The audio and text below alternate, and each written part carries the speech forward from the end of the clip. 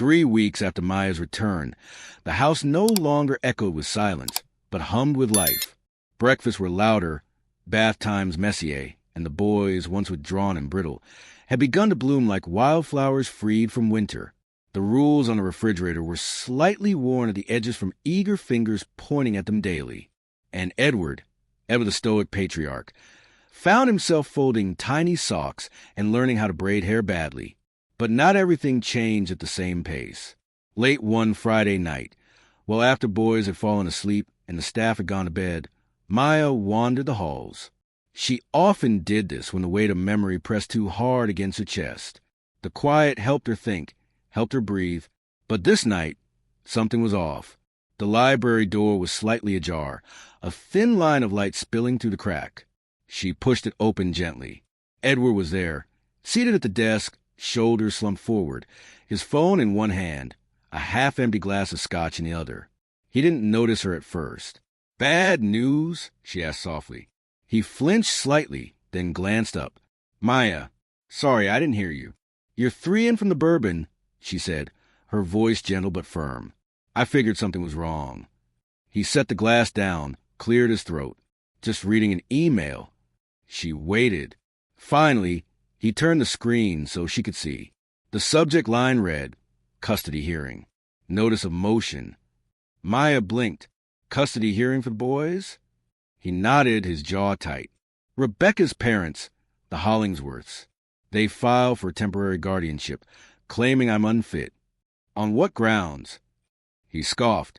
"Bitter neglect, emotional instability, and domestic incident." Maya's face darkened. "They found out about what happened." "About me?" "Apparently," he muttered. "They've been watching, waiting. Now that the boys are starting to open up, now that we finally have some stability, they want to rip it away." She sat down across from him.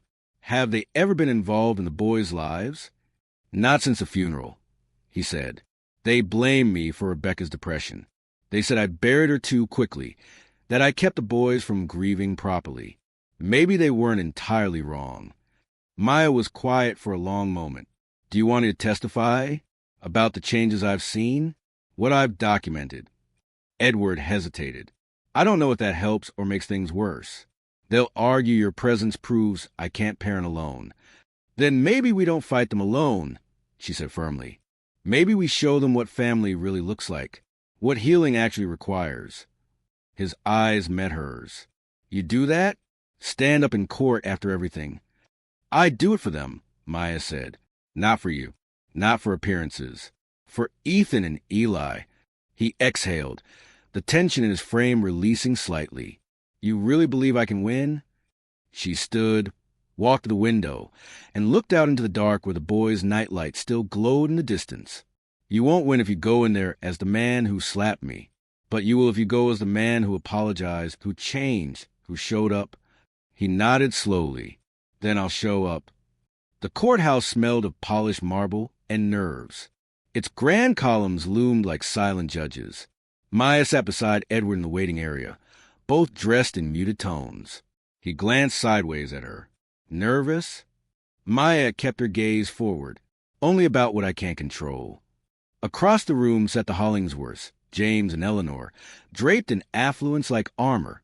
Eleanor wore pearls and the kind of disapproving stare that could curdle milk. James looked less composed, his eyes darting toward Edward with barely concealed contempt. They hadn't acknowledged Maya, not once. The door to Courtroom 5 opened, and a bailiff called them in. Maya stood, straightened her shoulders, and whispered to herself, "This is for Ethan and Eli." Inside, the courtroom was colder than the hallway. Judge Templeton sat behind a tall bench. Edward's lawyer, Mr. Fields, stood first. He spoke of the sudden loss of Rebecca Hawthorne and the family's struggle to rebuild. He highlighted the children's progress and, most notably, the presence of one Maya Williams. Then Eleanor took the stand. Her voice, though polished, trembled with indignation.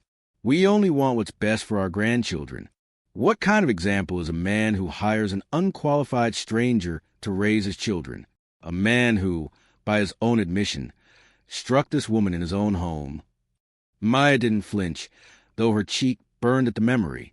"And she isn't even family," Eleanor added, her voice tightening. Judge Templeton raised an eyebrow. Miss Williams isn't on trial, Mrs. Hollingsworth. But her presence is the issue. Eleanor insisted. Edward can't care for the boys without outsourcing their emotional needs to someone else. Someone temporary, unrelated, improperly trained. She has no degrees, no license. The judge turned to Maya. Miss Williams, do you wish to respond?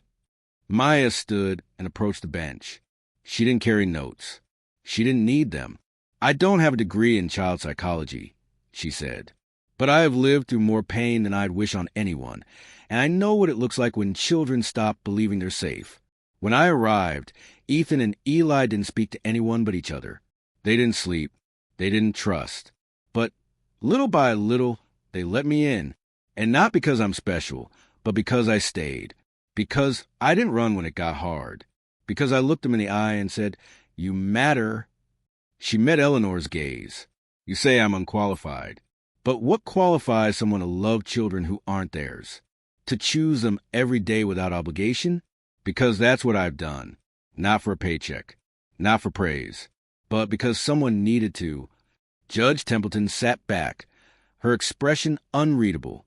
Thank you, Miss Williams. Maya returned to her seat. Edward reached under the table and gently squeezed her hand. Later, Judge Templeton addressed the courtroom. This court does not take custody challenges lightly, especially when initiated by extended family against a surviving parent. After reviewing the evidence and testimony, it's clear that while Mr. Hawthorne has made mistakes, he has also taken meaningful, consistent steps toward healing his family. The boys are thriving under his care, in large part due to support of Miss Williams. She glanced toward the Hollingsworths. This court sees no grounds to remove custody from Mr. Hawthorne.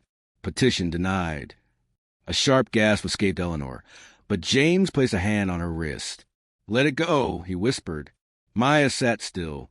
Her heart thundered, but her face remained composed. Outside in the cool autumn air, Edward turned to her. You saved them again. She shook her head. No, you did. You stood up. You stayed in the room.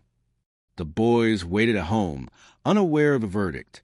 When Edward and Maya walked through the door, Eli was the first to spot them. Did we win? He asked. Maya knelt down. We did. Ethan wrapped his arms around her waist. Does that mean you're not leaving? Maya kissed the top of his head.